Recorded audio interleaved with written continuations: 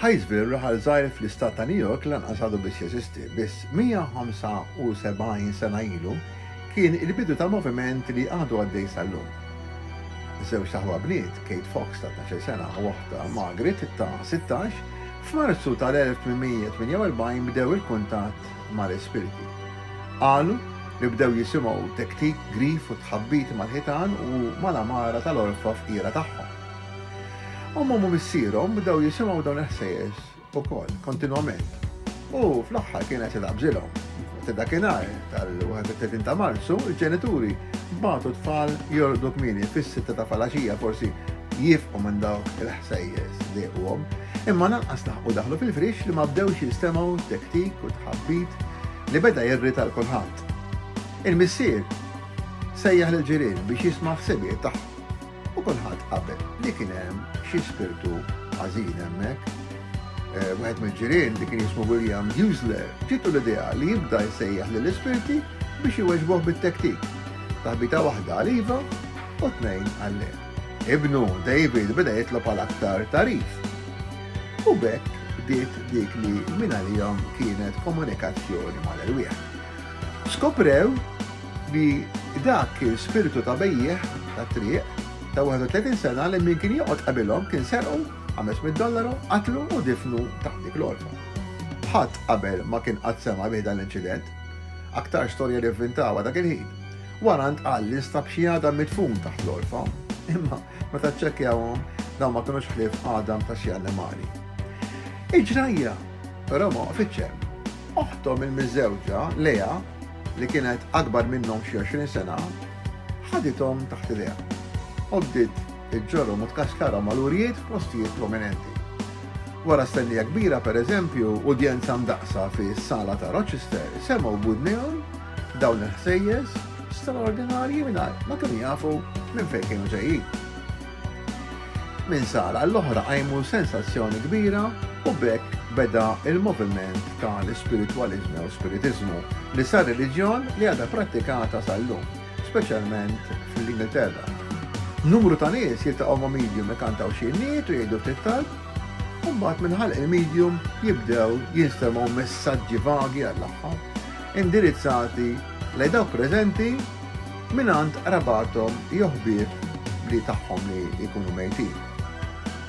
Minkejja li xjenzati bravi bħal Sir Oliver Lodge u Sir William Crookes kienu impressjonati ħafna b'dawn l-attivitajiet, l-istorja tal-aħwa Fox ma spiċċatx daqshekk glorjuża.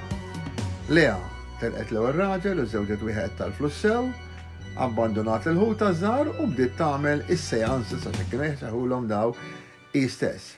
Iż-żewġ farid iż-żgħar li bdew dal-moviment spiċċaw ħażin ħafna, jerqu fil-faqar u fix-xorb. Waħda minnhom saret sakranazza sewwa. Fl-1888, 40 sena wara li bdew dawn il-praspar, dawn iż-żewġ aħwa żgħar iddeċidew li jikxfu kif kienu jagħmluhom. Margaret u Kate stqarru li tħabbit tagħhom ma kienx ħlief qerb u raw fil-pubbliku x'metodi kienu qed jużaw. Qalu qegħdin hawn il-lejla bħala fundaturi tal-ispiritizmu biex niċħduh mill-bidu sal-aħħar bħala assolut, bħala superstizzjoni mill-aktar bla sens u l-aktar dawa ħaxija kontra l-umanità. U dawn urew kif għall-ewwel kienu jorbtu tuffiħa ma' spaga u jxengluha min-naħa l-oħra biex toħloq dak it-tħabbit mal-amari u mal-ħitan. Bagħad talmu kif ifaqqgħu subajhom bħalma aħna nfaqqgħu subajna ta' jdejna u ma ta' saqajhom mingħajr ħadd ma jinduna, speċjalment billi dak iż-żmien kienu jilbsu dbielet twal. Imma kif jgħidu laqal Mark Twain, diment li gidba it-tija 24 siegħa taħrab u l-verità qatt misa tilħaqha. Il-moviment tal-ispiritizmu baqa' għaddej fuq iż-żewġ naħat tal-Atlantiku fil-waqt li dawk li bdewh mitu fil-faqar, xorb u miżerja.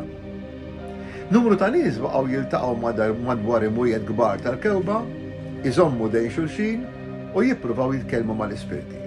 Mhux hekk biss, jingħad li bil-ħila tal-ispiriti jibdew jindaqqu strumenti, jitfaċċaw kidbiet fuq lavanji, jidru xbijat u jolew l-imwejjed. Naturalment, kollox fidlam ċappa.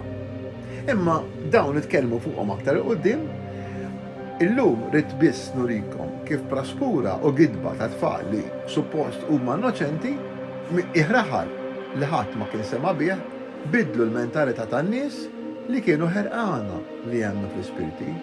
Fi żmien meta ħafna żgħażagħ kienu qegħdin imutu fi gwerer u b'mart fatali ta' età żgħira. Sa dan it-tant jekk dawn il-vlogs qed jinteressawkom, komplu seguni, se nitkellem fuq diversi fenomeni.